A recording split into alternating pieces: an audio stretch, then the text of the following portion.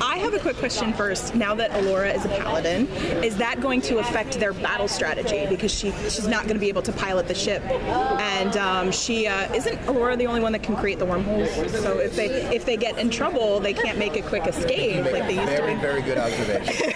Yeah, there's a little bit. I think in one of our previous episodes, like Allura is able to kind of store her ambient energy in the castle. Yeah. So Kren has the ability to kind of You can get one or two out. get that out, but then like she's got to go in and kind of like recharge. Yeah.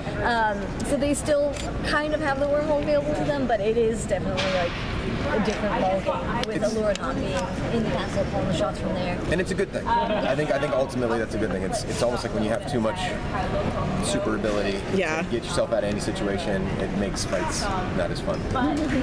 You know, at the panel, so at the panel, you mentioned the Zarkon and Loktar's father relationship. I'm curious if we also see Hagar and Loktar's relationship, perhaps in origin episode with him being born, raised. I mean, that's all stuff that's like, I think, explorable material. Whether we see it in this season or it happens in a book or it happens, but that's all emotional backstory that I think is available for to be mined. Yeah. The work you did, like with Superman, Batman, Apocalypse, Justice League Unlimited, and like Ultron, a lot of these shows, they create really strong non-familial bonds. What is like your favorite aspect of working with that and like these emotions? I think there's just a lot of fun in putting characters together and seeing how they react. If you just kind of approach it from how that character would look at it, it's, what's the dynamic between Paige and Keith? They're both very mission-minded. They're probably going to be a great team, but what's the dynamic between Paige and Lance? Lance, he likes to goof off a little bit. He's going to frustrate Paige. She wants to get it done. And so it's just a lot of fun kind of sectioning them off and seeing that, and that's what we like exploring, is when you set up these unique kind of strong personalities. And then you just they kind of write themselves almost. Yeah, it is funny. It's like once you sort of set those personalities in place for the characters, and then you put them in a room together, or you get a bunch of writers in a room talking about what those characters are going to do. They just kind of come to life on their own. Really, thank you.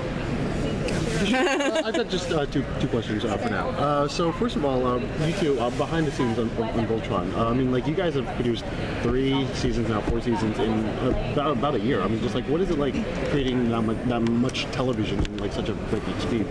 Hard. It's difficult. it's a marathon that feels like a sprint 24/7.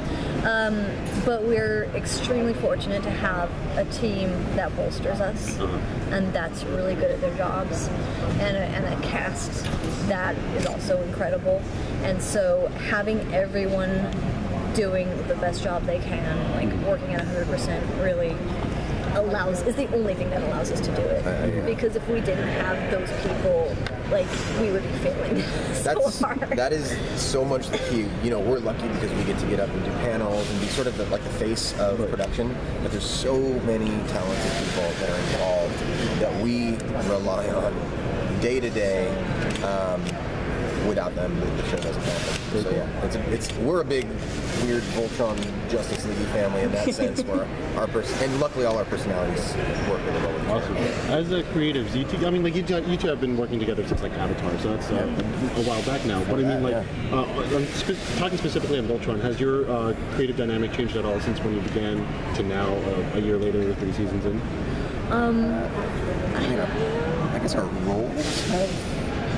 I mean, when we first started working with each other, I was a director, Lauren was a storyboard artist, and they're like very defined roles with that. Yeah. And then as we both started, producing on the same shows together, I think we just kind of I'd say like there's definitely changes like throughout career span. I mean, we started out as storyboard artists, which is like all you can really do is the best you can at your section. Yeah. And so you focus, but as you kind of move into areas where you have a little more power and a little more influence, you start to figure out what's important to you and what are the stories that are important to tell. Okay. And for me, representing women more equally in these shows was a really important thing.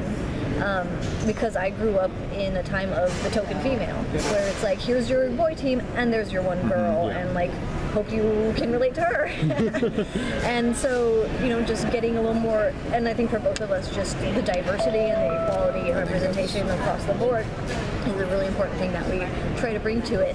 That I think maybe when we first started wasn't our motivation. It wasn't as because we were just so narrow-minded. It's like, I want to make a cool cartoon. I want to make a guy punch a thing. Yeah. And then you start to realize like what things actually have such a greater impact on fans and on culture. Yeah. Awesome. Just two more questions, you guys? Sure.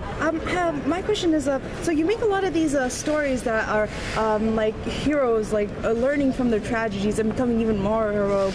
What do you think is that? Why do you think that's important, like a narrative to share, like especially like today's time and society that's going on right now, especially the thing about women being more included in spaces? So, and after this, my question, and also that did the modern day politics, if they get too political, Trump's Graham Redican and voter empowerment thing, did have any influence on this current season? I mean, we'd love to say yes to all those things and say that I think the current climate sort of informs everything you do. Basically, you can't avoid it. But we were a ways out from all this craziness that went on politically here. The story probably would have been the same, regardless. But knowing that we have the current climate we do, we definitely want to kind of try to pump as much positive messages out there. I think that's the key. Now we can try to infuse that stuff in. And ultimately, we want to tell good stories. We want to tell stories of hope, stories of redemption. Acceptance, love, and that's always, perseverance through hard times. Yeah. And just stuff, to let people know that even when times are scary for our characters, that there's a goal ahead towards, and don't give up on it. Yeah. Just don't ever give up on pushing for what's right, just because the odds seem hopeless, because that's very much what our story is. I think also understanding that as flawed as human beings can be, and some are flawed beyond being saved. A lot of people come from a much different place, and there's circumstances that create those people. So understanding that as well, I think, is super important. For Zarkon, there was a time when Zarkon wasn't a jerk. If you had to assign a theme to season 4, like if you can sum it up in maybe 1 or 2 words, what would season 4 be about? It's about figuring things out. I think it's for each team, each side figuring things out. The Galra have a bit of a shake-up between Lotor and Zarkon. Zarkon's waking up, Lotor's trying to do his thing. Our guys have a bit of a shake-up of all these new paladins. Shiro's back. Who's really the leader, and figuring those things out. So I'd say evolution. Yeah, evolution. Things there will you evolve. go. Awesome. Yeah.